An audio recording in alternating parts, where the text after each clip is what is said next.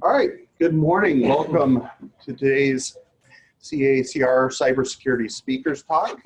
We're co-hosted with the School of Informatics, Computing and Engineering today, and I'm really excited about our speaker. Let me just a couple quick announcements before I introduce him. First, I want to welcome our satellite campuses viewing us via Zoom. In particular, a welcome to Rose Holman, who's joining us for the first time today. So always excited to have more people being impacted by these talks.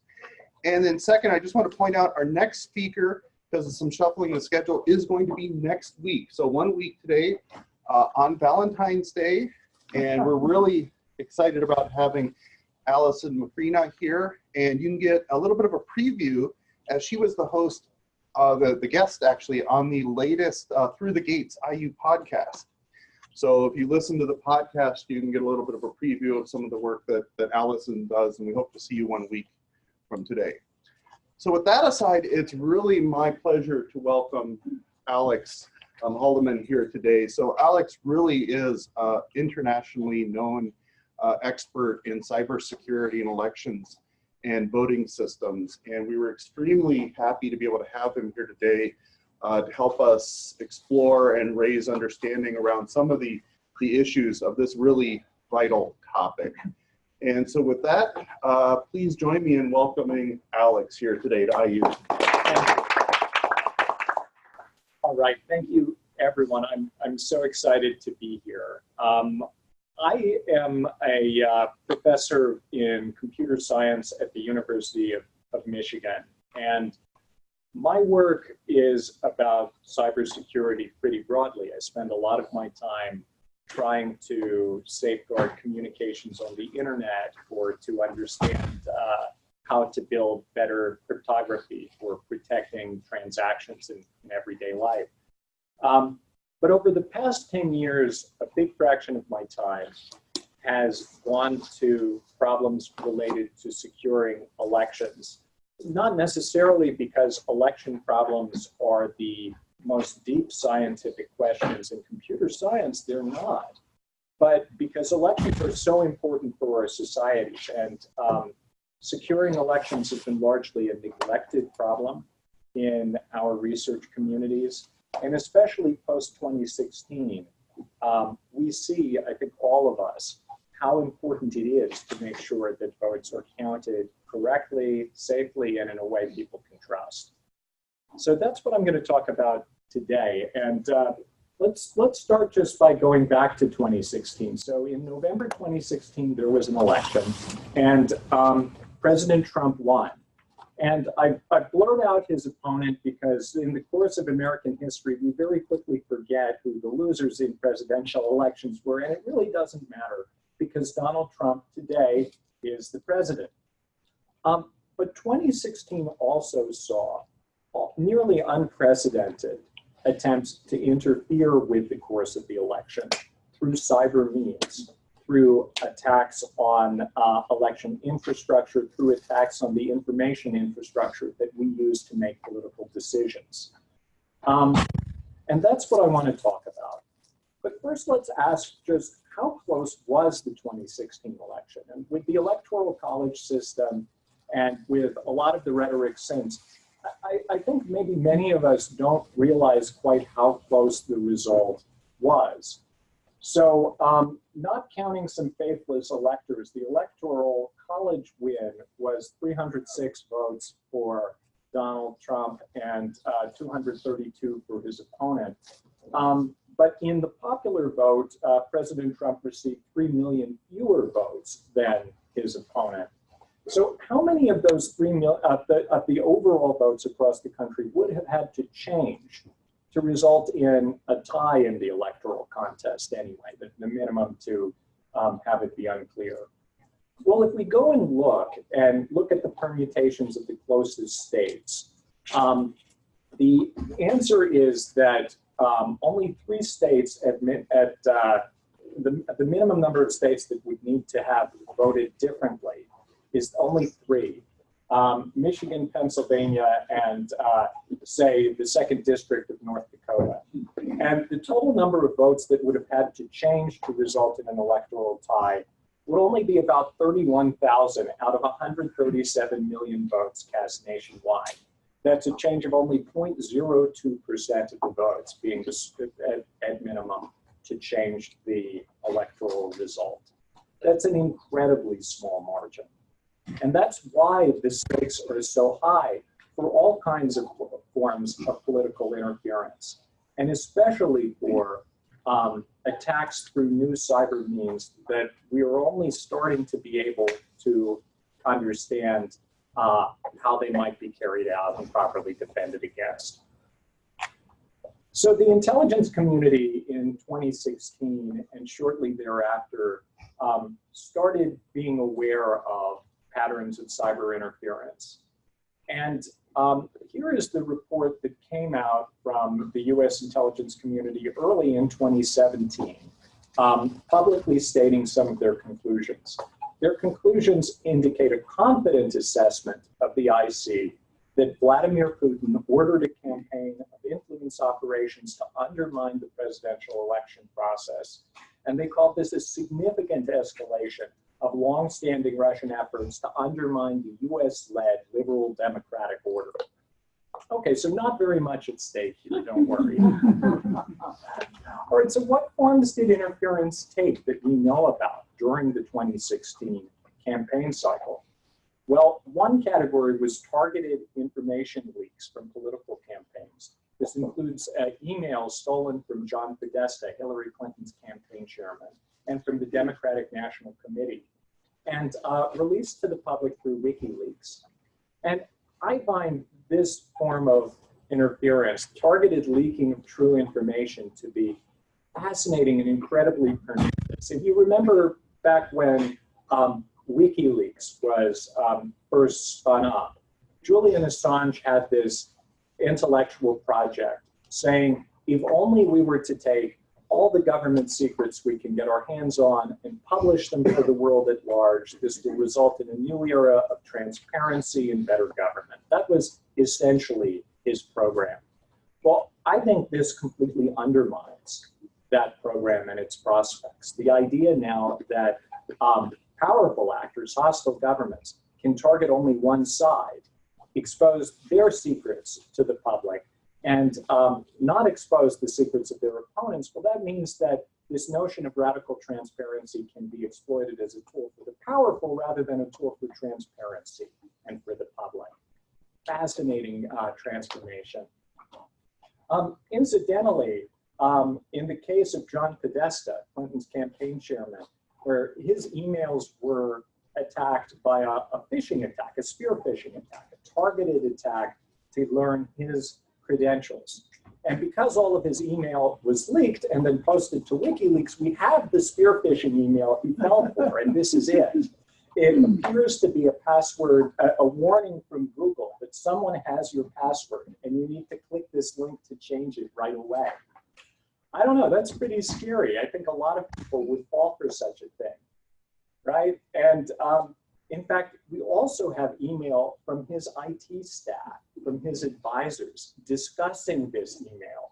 And here is one particularly faithful email from one of his staffers commenting on that this is a legitimate email. John needs to change his password immediately and ensure that two-factor authentication is turned on.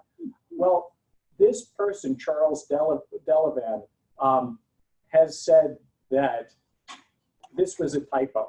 He meant to write, this is an illegitimate email, but he was rushing so fast to get this sent off that he got the sense wrong. And well, the rest is history. Those two little letters that might have changed a lot in the course of world events. All right, another form that interference took in 2016 is trolling and message amplification attacks, social media manipulation, trying to make it appear to people that certain opinions were much more widely shared than they actually were. And this took the form of having forms of people or robots posting certain messages, sharing certain content, upvoting certain content, and so forth. And this took place, we know, at a large scale during the 2016 campaign and was, although there was messaging relevant to both candidates, the consensus of the intelligence community is that it was aimed to benefit Donald Trump.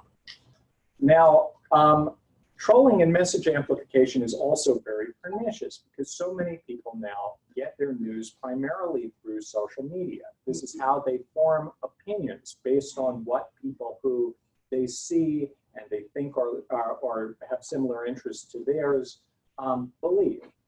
On the other hand, to me, as a computer scientist, it looks very similar to other forms of online abuse that we've successfully dealt with in the past, things like spam email, things like fraud in advertising, that we have a lot of research and a lot of systems work to try to combat.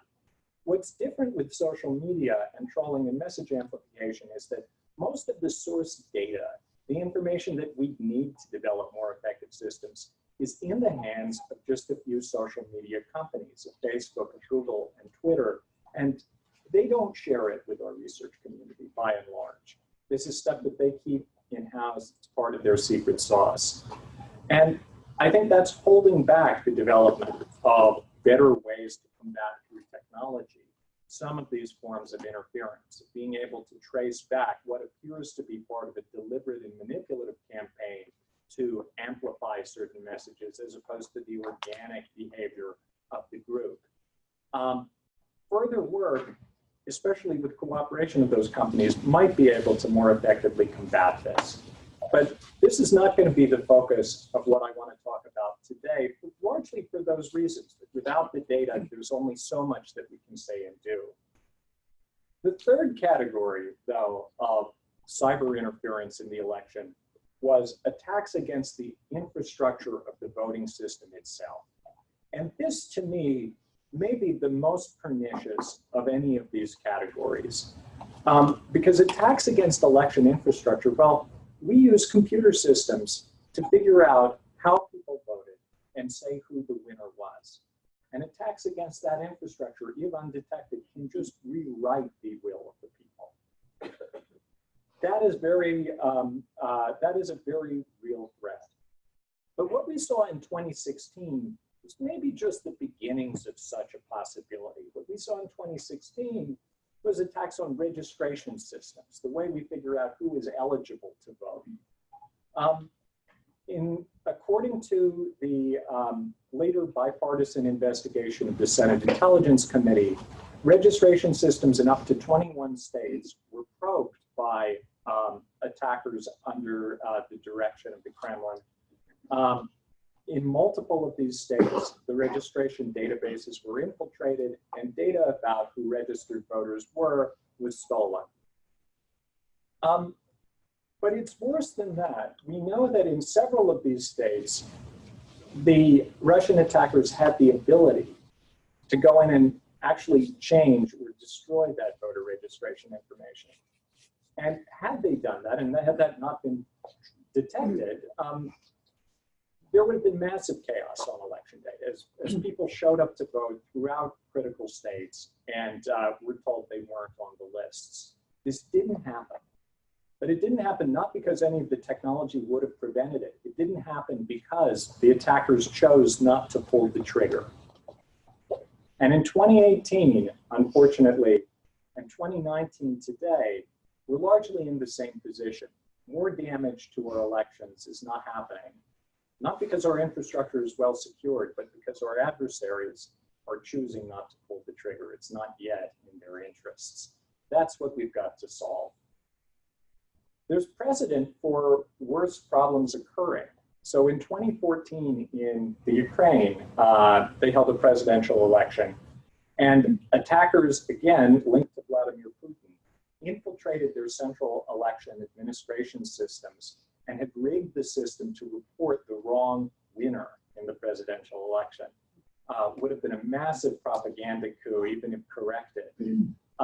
This was detected apparently just in the nick of time, and the systems were taken down and they announced the winner some other way. But it still is a severe attack on the credibility of their system. And the same thing potentially could happen here.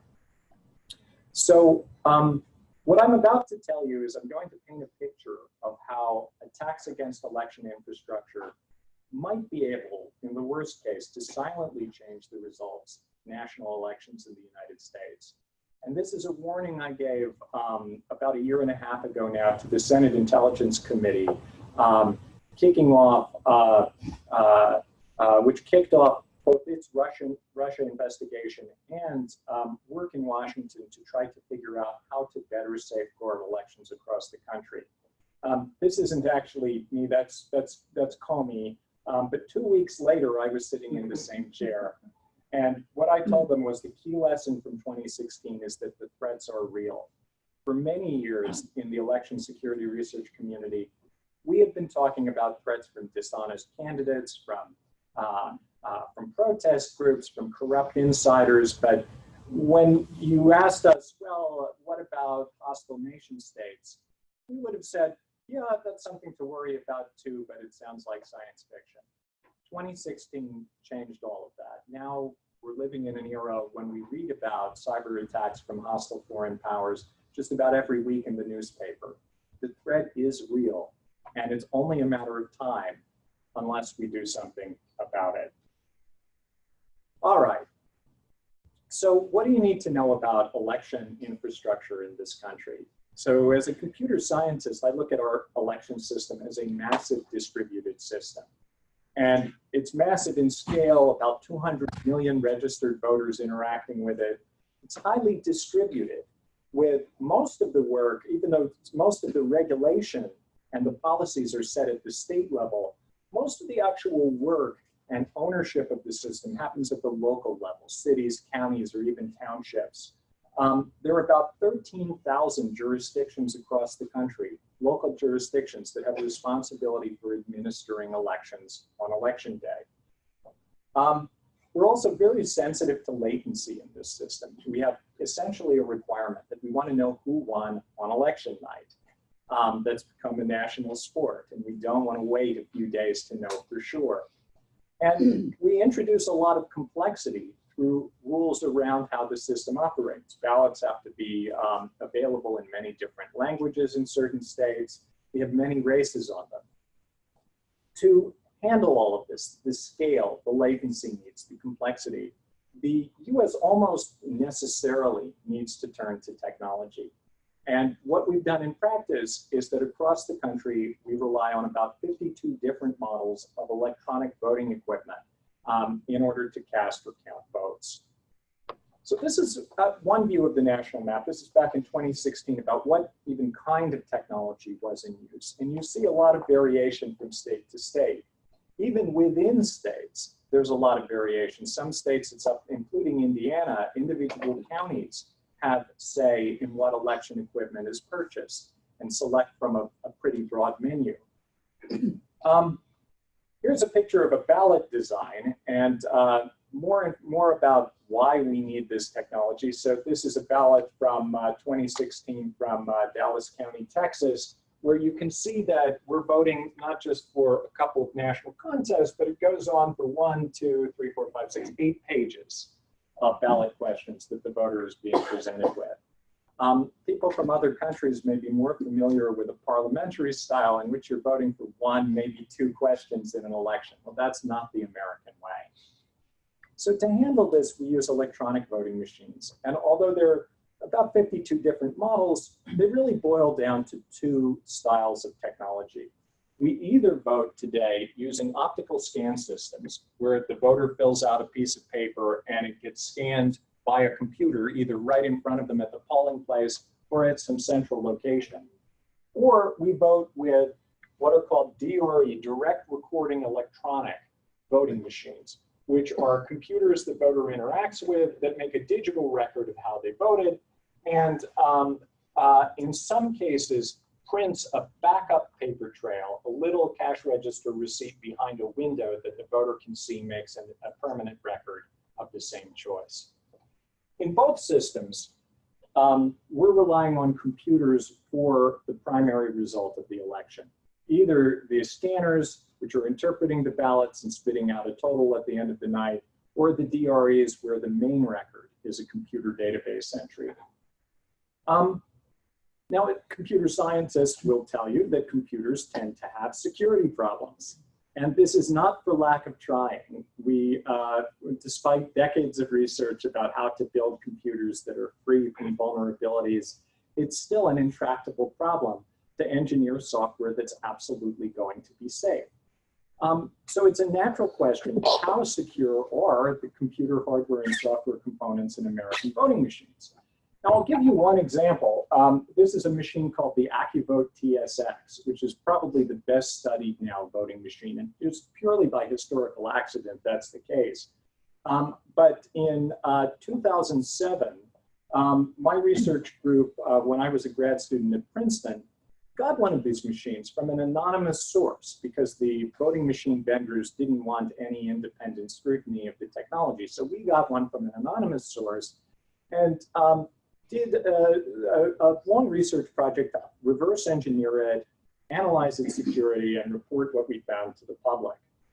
The AccuVote TSX, we found, and later studies found even additional vulnerabilities, had terrible security.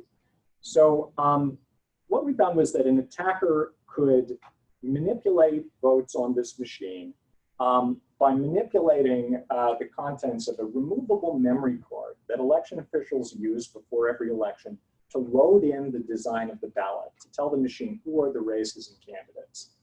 And if an attacker can gain access to that memory card with the ballot programming before the election starts, well, they can modify that programming to infect the machine with malicious software. And they can do that in several different ways.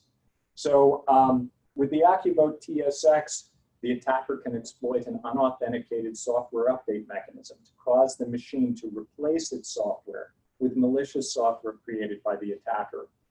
Or the attacker can exploit buffer overflows, a very common category of security vulnerability in the code that processes the files from that memory card. And by doing that, they can run whatever code the attacker wants in the voting machine, have access to all of the digital records. Or the memory card, in the case of the AccuVote TSX, contains programming that's used to add up and report the results of the election. And by design, this code is contained on the removable card that's put in. And if the attacker can change that code, they can cause the election to be counted in a dishonest way. So a variety of different vulnerabilities that can be exploited. After running arbitrary code on the machine, the attacker has access to the code that generates the results, to the data files that store the votes, and they can arbitrarily change the electronic records of the election to reflect whatever winner they want. And the demonstration that I give on one of these machines where we've actually implemented these attacks is I ran an election between George Washington and Benedict Arnold, the traitor of the American Revolution. And of course, everyone always votes for George Washington. But on the machines that we've infected with this malicious software, well, Benedict Arnold always wins by a small but believable margin because the malicious code is changing the votes as they're being cast. All right, so that's one machine, the AccuVote TSX, and the vulnerabilities we found. But this machine and others were later studied by state-sponsored security reviews in California and in Ohio, where the secretaries of state compelled the voting machine vendors to turn over their source code and brought in leading academics and security experts to analyze it.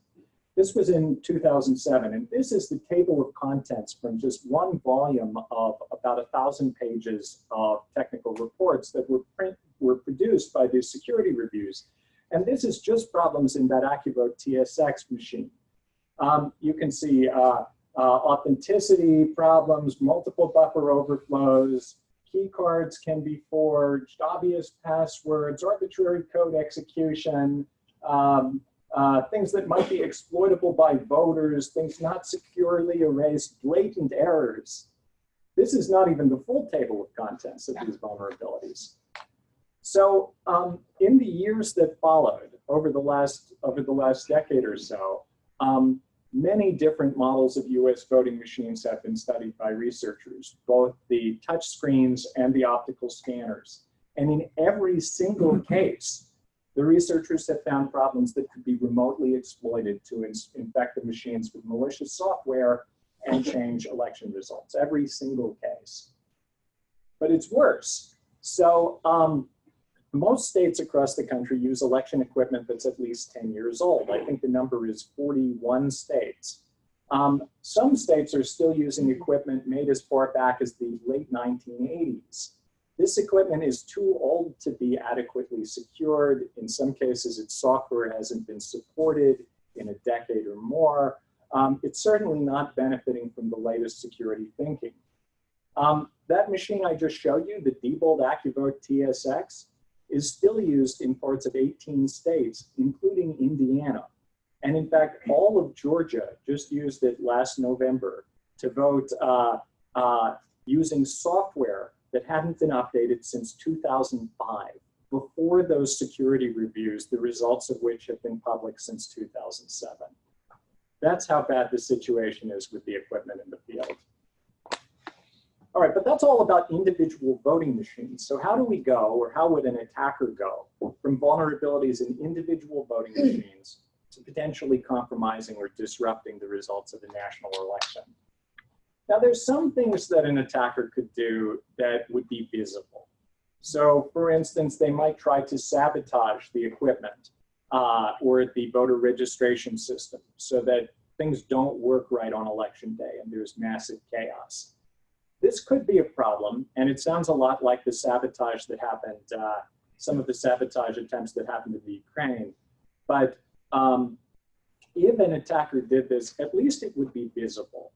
And we kind of know it didn't happen because there hasn't been massive chaos on a scale not explainable by perfectly normal failure in previous elections, at least not on a wide scale. But note that an attacker could engineer that kind of sabotage to have a massive partisan effect just by targeting only communities that tend to vote primarily for one party or the other. Another thing an attacker could do, also like in the Ukraine, would be to sabotage the election night reporting system and cause the wrong winner to be announced after all the totals from different places were added up. This is certainly possible. You know, there are certain centralized systems from which the Associated Press and whatever website you visit and the TV feeds get their stream of results. However, such an attack would probably be detected after the fact, and that's because in almost every state, there's a process called a canvass that happens after the election where they go back and check the results that were written down on paper at each precinct against the results that were totaled up for the whole state. So we have a defense. It would be detected. It would still be a massive blow to the legitimacy of the perceived legitimacy of the race. But manipulating the voting machines themselves, which I hope you're convinced are likely to have vulnerabilities, has the potential to invisibly alter the election outcome. That's why this is what keeps me up at night. So changing a national result by hacking into voting machines, an attacker would face three big obstacles. And the first of these is just the diversity of the system, where each state is running its own election system. There's no central place, thankfully, nationally, where you could hack in and change results everywhere. All right, that's good. Thank goodness there's not. But actually, in a close election, this distribution with every state running its own independent system can convert from a strength to a weakness, and here's why. So before a close national contest, we all remember past times, it's predictable that the national result is going to hinge on a small set of swing states or swing districts in a race for control of the Congress. Each of those is likely to have its own independent security system. And an attacker can, like Russia scanned all the registration systems, can try to probe all of these states' security systems and find the ones that are most weakly protected out of this set of potential swing states. If enough swing states or swing districts are weakly protected, then the attacker wins the game. So it becomes a question not of having to attack one central but highly protected place, but getting to pick and choose which of several potential swing states are the most weakly protected and the most vulnerable for the attacker to get in. Remember, 2016, just 3 places would have been enough at minimum to change the national result. So I think for an attacker, our system presents a very attractive proposition. Diversity in state administration converts in practice to a diversity of strength and weakness, with many states being on the weak end of that spectrum. So this is potentially circumventable. But the attacker faces another challenge, which is that the voting machines themselves aren't connected to the internet. At least they're not supposed to be. So actually, new voting machines on the market today offer the ability to connect via a 4G internet connection in order to upload the election results more quickly after voting is finished. So new voting machines actually are on an internet-connected network. But let's suppose that's not true. And you hear this argument very often from election officials. Our machines are nowhere near the internet, so they're safe from hostile foreign attacks. Unfortunately, that's not quite true. Even if the machines are not directly on the internet, they're not as far from the internet as we'd like. So before every election, as I mentioned, every machine, and this applies to the optical scanners and the touchscreens, has to be programmed with the design of the ballot, the races, the candidates, the rules for counting. That ballot programming is created by election officials on a PC workstation somewhere, probably a Windows machine in a county office, sometimes at a central state facility, sometimes at an external company that services them. If an attacker can infect this election management computer, well, they can spread malicious software on those memory cards or USB sticks that are used to copy the ballot programming into every voting machine. So we have a more centralized point of control than there might appear to be from an external perspective. So the question becomes, how easy would it be to compromise one of these centralized election management systems? Well, I'll give you one example. So in Michigan in 2016, all of the pre-election programming for 3/4 of Michigan counties was done by 3 outside vendors. And these tended to be small companies, 15 or 20 people. They were the same suppliers that sold the counties their ballot boxes and I voted stickers, not really high-tech firms. Here's the website of one of them. And I don't mean to pick on them individually. They're representative of the whole class. You can see their website doesn't have HTTPS. They have nice high-resolution pictures of all their facilities here. If they want to save you the trouble of casing the joint, if you wanted to break in and physically attack the systems. But most interestingly to me, they have their employee directory here with the names, job titles, emails, and even photographs of all their employees. So if I'm a hostile foreign power, I want to try to compromise the election in Michigan, I might start off by forging an email from Larry, the president, to Sue, his administrative assistant, telling her I urgently need her to open this attachment. Now, as soon as she does, well, it's not really a Word document. It actually has my state-sponsored malware in it. And now I have control of her computer. I'm remotely on their network. I can find a way to spread to the election management system and to 1/4 of the counties of Michigan. So not as far from the internet as it may seem. I recently learned that the largest concentration of this pre-election programming activity in the country is that there is one vendor, an election system maker, that services more than 2,000 jurisdictions across 34 states from one central location in Omaha, Nebraska. And I've been in the room where they do that programming. It's one part of a large open floor plan office in a building shared with other companies. This is not a high-tech facility, a high-security facility. This is how bad the situation is. Okay, so there's one more challenge, thankfully. It's not over yet. And this is that an attacker who wanted to change votes on a large scale undetectably would face the problem that today, more than 70% of votes across the country get recorded on some form on a piece of paper. And that's really great. So paper intuitively provides a record that can't later be changed in a cyber attack. It's a physical fail-safe. And use of paper has increased massively over the last 10 years. Are we doomed? Flood warning. Yes, flood warning. They're letting out early, so parents are getting calls. So are we doomed? Oh, we're on the third floor. Okay. So use of paper has increased over the last 10 years, largely in response to warnings by computer scientists that the machines, their hardware and software can't be trusted. So it might seem retrograde that computer scientists are saying, go and use old-fashioned paper, but it's actually a pretty high-tech way of thinking.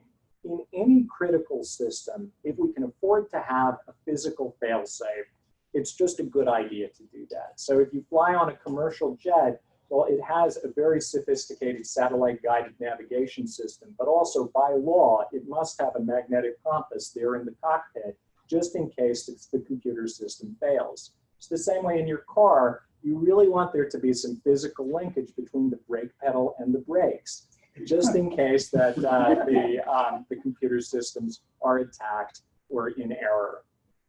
All right, so paper in elections provides that same kind of sophisticated physical fail-safe. We all know paper itself can be changed, but that's why modern voting systems that have a paper trail end up with two redundant records, both a digital record and a record that's physical on that set of ballot papers. And as long as we check that these records reflect the same result, then we get the best of both worlds. In order to cheat and go undetected, you'd have to manipulate the digital records and the paper records in a way that agreed. There's just one problem. Well, that is that paper, despite being a very useful defense, is not yet widely used by states. So it could be widely used. We know how to use it very cheaply. You don't have to go and check every single ballot. All you need to do is pick a large enough random sample and compare it. This is something called a risk limiting audit, and is one of the biggest advances in election security of the last decade and a half. Statisticians have developed really practical procedures whereby states can take a sample that's large enough for every contest with minimal work to know that the winner is correct. Now, intuitively, if the election result is a landslide, well, fortunately, we only have to check a small sample to confirm it was a landslide. But if the election result was a tie, obviously you have to go and look at every ballot to confirm that. So this kind of system gives you an efficient way to get a high level of confidence in every case. Anyway, the problem is most states don't look at any of the paper on a routine basis. And in states that don't look at it, it's retained for a mandatory 22 months under federal law and then thrown away without anyone checking any of those ballots. Unless there's a lawsuit, unless there's a challenge by the candidate, or in some states, if the margin is closer than a certain limit, it's likely that the paper will not be checked. Jean? For those people who are not familiar with American election history, could you comment on if this is a real ballot for the lizard people? This one here.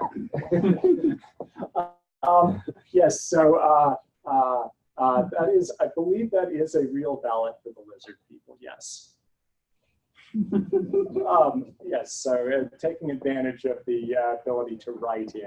Did they win? So the point of all of this is that, unfortunately, the things that might seem like insurmountable challenges to changing the result of a large-scale election in this country are, in fact, pretty surmountable, especially in close elections. An attacker just has to use pre-election data to predict the jurisdictions that will be close, find the most weakly protected, and target the places where ballot programming is being created. Then spread that spread malicious programming to the machines to move a few percent of the vote, so small but realistic fraction. That might be caught by going back and checking the paper trail, but the attacker can predict based on state procedures which states are going to look at it and which are just going to throw it away. So we're not talking about an attack here that can be done by an amateur in minutes, but we are talking about an attack that is well within the capabilities and past history of sophisticated foreign nation states and intelligence agencies. And that's what makes this so scary. All right, so what do we do about it? Bitcoin. Bitcoin. Hold your question till the end. No. Blockchain. Blockchain. All right, so what the consensus view of experts on election security is that the best approach to fixing our election system, to removing this vulnerability during the process of counting, is to make sure that we have paper everywhere in the remaining jurisdictions that lack it, and that we're always going to audit that paper trail to a high standard. This is the core of a pragmatic, robust, and I hope you now share my opinion, necessary defense. But this isn't just my recommendation. So last fall, the National Academies came out with a consensus report, their strongest form of policy recommendation, calling for just these, paper and auditing on a uniform national basis. But if we look at the map, yeah. Sorry, I just want to let the folks know we do have a tornado warning. We're keeping an eye on it outside, and this seems like a pretty good room to be in, so we'll let folks know. But I just want to let you know in case you speak out or something, it's not just flash flood at this point. Sorry, Alex, please. So we are doomed.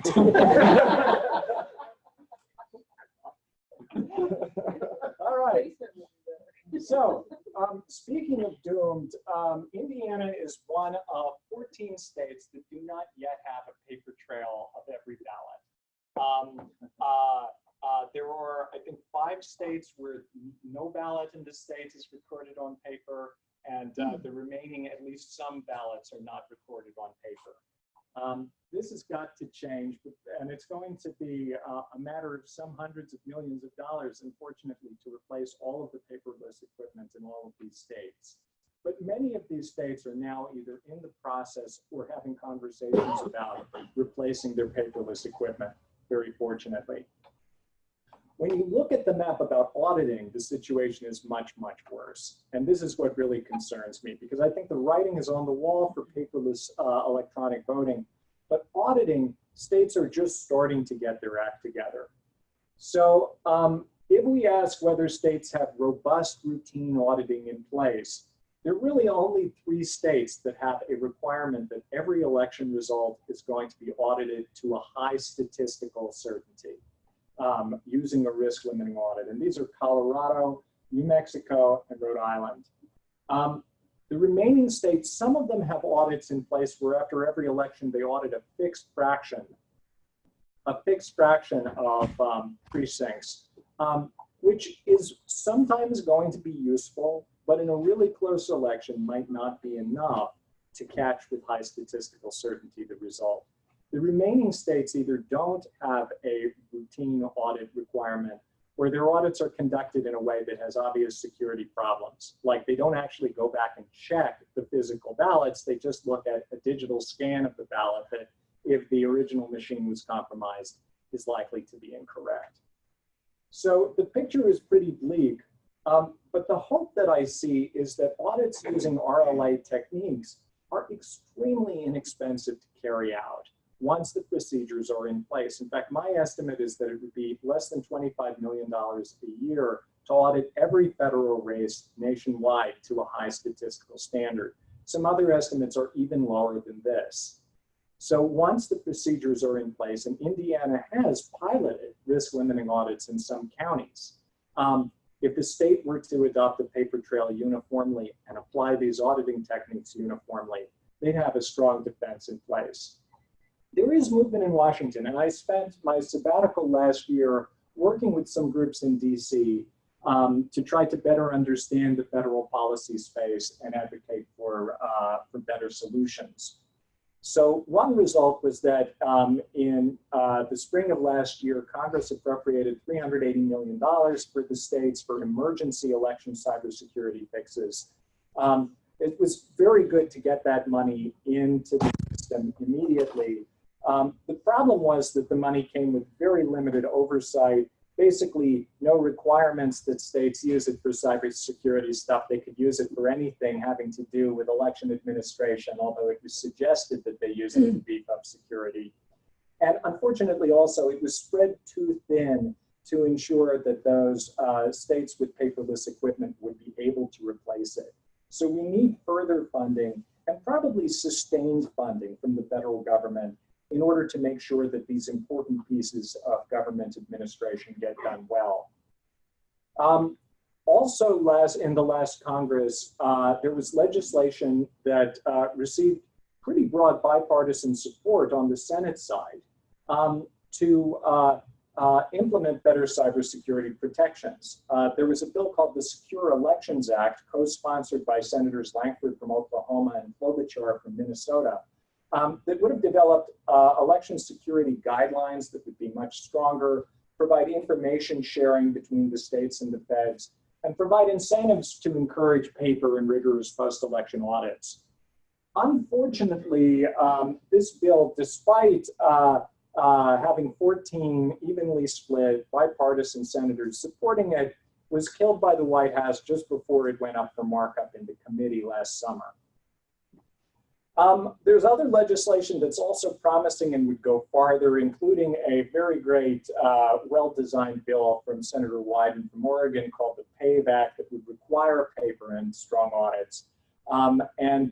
You'll notice that the House Democrats have included election security in H.R. 1, their signature package of reforms that they're making their first order of business. Although that's a messaging bill, there's no way it's going to pass. H.R. 1 would require paper and provide significant new funding for auditing. So my overall policy recommendation is actually a pretty hopeful one. I think that the federal government, and with sufficient federal leadership, election security is an example of this grand cybersecurity problem that we can call a win. So for many big cyber problems, the financial system, the healthcare system, the power grid, right? IoT. I think give me decades to work on it, billions of dollars in research funding, and maybe we can make things a little bit better. But voting has a very concrete and limited form. There aren't that many different paths through the system. For these reasons and others, I think it's a problem that's much more tractable. And for an investment on the scale of hundreds of millions, this country can call the problem solved well enough. We can get to the point where we can say that election results are trustworthy, and here's the evidence of why. To do that, we're going to have to make sure we're applying security best practices more uniformly in election administration to make attacks of all kinds more difficult. We're going to have to make sure that those 14 states that don't yet have paper everywhere have a paper trail of every vote. But most importantly, we're going to have to use that physical evidence from the paper trail to confirm that the computer results are free of error or fraud by uniformly auditing every significant race. All of these could be accomplished, and in fact, they could be accomplished by 2020 if we started acting immediately. But it's going to take national leadership to make sure that the states that are farthest behind catch up, and we're not left with significant open doors and remaining vulnerabilities for decades to come. So there are several things that you can do if you want to support progress in this area. As a technologist, work with your election officials. Help them to understand the security landscape and things that they can do, that they can change to help.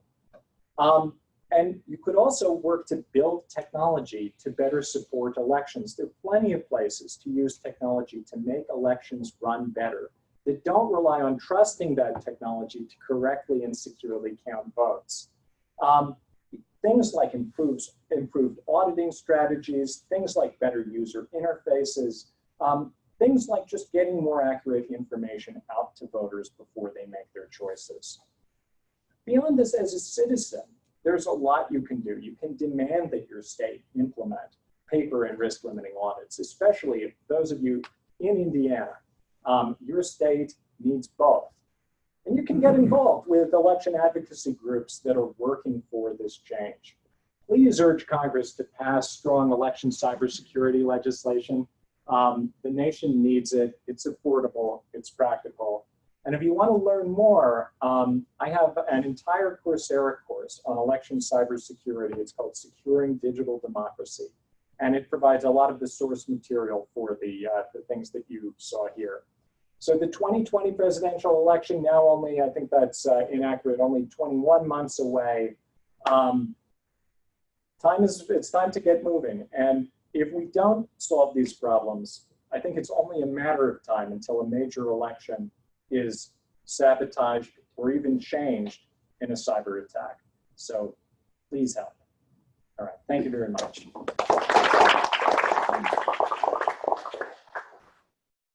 All right, time for questions? Yeah.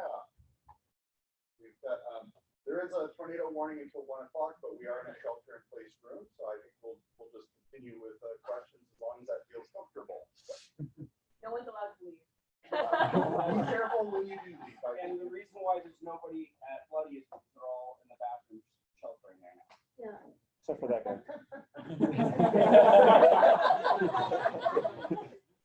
They want to do it No. This question. Please go ahead. Yes, with the recurring voting machines getting compromised over and over again, is there a pattern of why this keeps happening, or we just have no idea, or use Well, errors? yeah, so there are a variety of reasons. So one reason is just economic, that being in the elections business, it's a terrible way to make money, and especially if you're a company developing technology.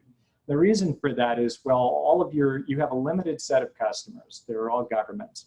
Most of them don't ever spend any money on voting unless Congress gives them a big wad of cash. And that happens once every 10 or 15 years. So you make most of your money from supporting the systems that are already fielded rather than developing newer, better ones.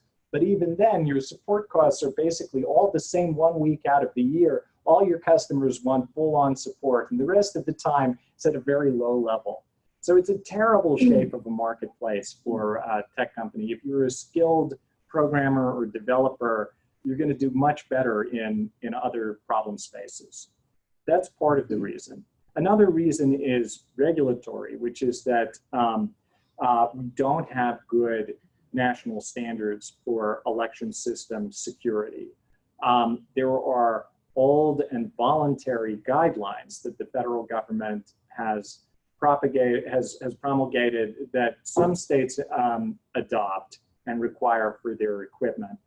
But the security aspects of those guidelines are extremely weak and outdated. And I think that further adds to it. The final aspect, I think, is that the machines are largely shielded from independent scrutiny, because although almost everyone interacts with this technology when they vote, the customers are all municipalities, and often the equipment is sold under contracts that prevent the municipalities from having any kind of independent or public testing carried out. Thank you. Yes. Out of curiosity, when you say 25 million a year, do you mean 25 million a year or 25 million every election year? My estimate was 25 million a year. So about 50 million. So about 50 million per election year, but people who have even better data than I do say that's too high, and it's probably closer to a couple of $1 million a year. So, and that's just because thanks to gerrymandering, most elections are not at all close. So,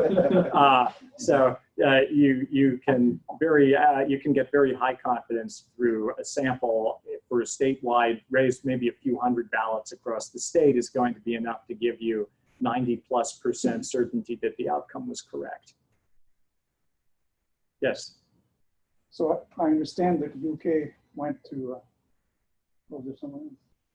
The UK went to all paper, and is that because did they have electronic and went to paper, or is Well, I don't remember in the case of the UK. I think the UK was flirting with non-paper systems, but stayed with all paper.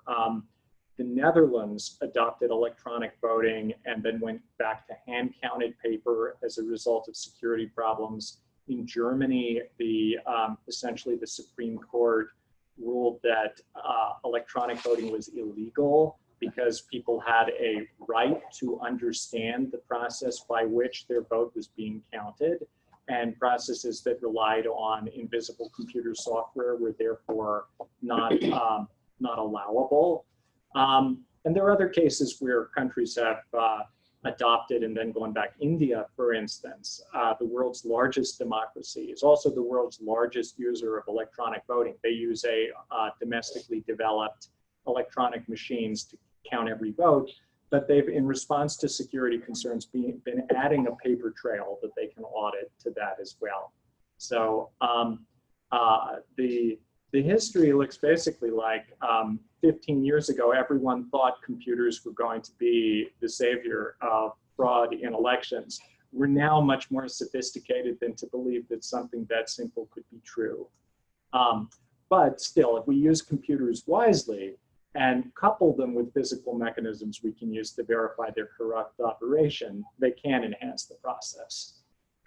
Yes. When you talked about auditing, you mentioned the digital scan. That's maybe Yes. Is that just a physical, like a photograph, or is that some other kind of scan? Yeah, so the digital audits are an interesting idea. Maryland and some other states do these, and there are a couple of companies that are large voting vendors that are promoting these systems.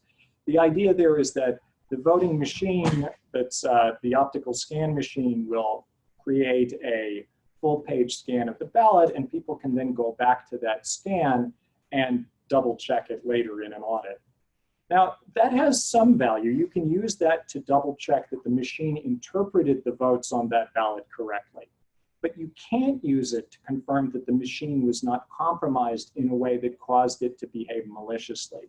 And the reason is that it's fairly straightforward to implement software that would manipulate the digital scans to show a different result.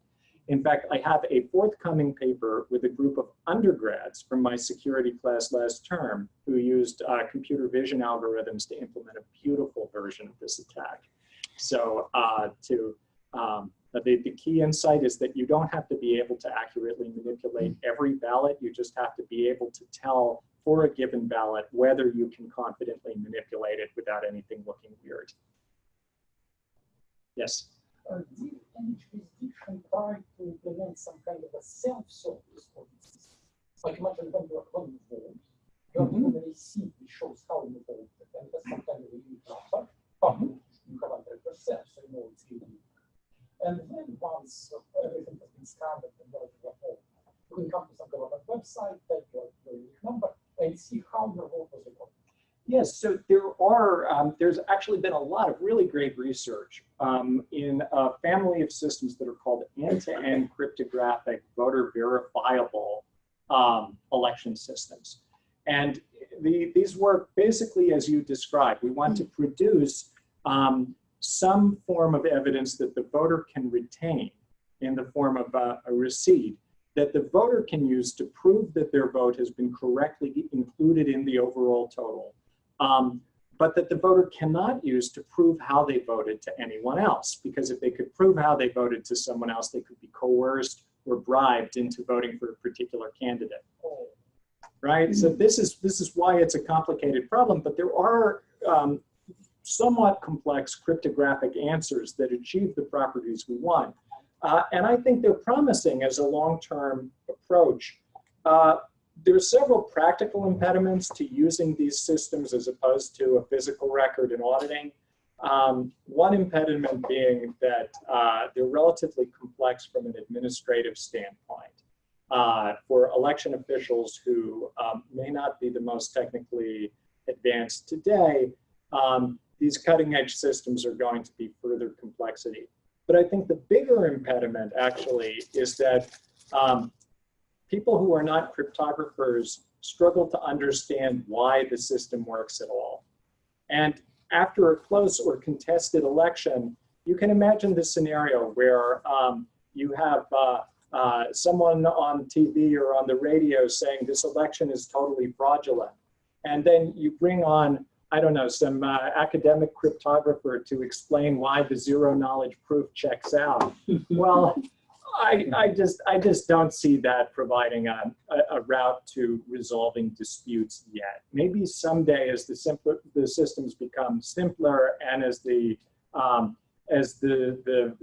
voting public becomes more sophisticated, will converge. But I think those systems can add a very nice additional layer of defense if used on top of a system that has a physical record and auditing. And there's very little downside to building them, and the research should absolutely continue to happen vigorously. Yes. It looks like there might be a question in the chat. Oh, how do we? I don't know. Oh, was it? Okay, never mind. Let's see. Being sent to tornado. No, is there not? We haven't lost anyone, right? The remote sites have not been destroyed by the tornado. We can audit our remote sites to make sure they're still there. Yes, it's like another. So you mentioned in one of your recommendations, the first of the three was to apply best practices. Yeah. Cybersecurity best practices, from my standpoint, are kind of a mess of awful or inapplicable, kind of across the fields. What does that look like in election cybersecurity? In election security specifically, I think we're just seeing the first stages of development of documented best practices. The Center for Internet Security, for instance, last year came out with a set of recommendations, just a sort of a checklist of recommended practices. And I think that's helpful, but I think really the most basic things that need to be done, things like making sure people have some training about how to spot a phishing attack, things like making sure that people have good authentication practices. Like, this is not rocket science. This is what businesses and industry that has and even more sophisticated areas of government do. The problem is getting that down to the municipalities, to the local jurisdictions that are on the front lines here, which are usually the least sophisticated areas of government, because they're the smallest and least well-funded. That seems to be the problem pretty much across the board. Right. To the lowest common denominator. Right. Okay. Well, it's odd that our tradition is to have these small municipalities be on the front lines of voting, and that's probably the largest obstacle to large-scale improvements. But that is our system, and I think there's substantial reasons not to want to fundamentally change that. So we need to find other ways to get these practices down and to engineer technology that can be implemented by relatively low-resourced local jurisdictions. And that takes us back to why having a physical record and being able to do things like sample random ballots, this is a relatively easy thing that local jurisdictions can implement within their own resources. I think that's why it's the most promising and practical approach. I do know we have some folks who have to leave now, and so maybe I'll ask everybody to join me in thanking Dr. Halderman again for this really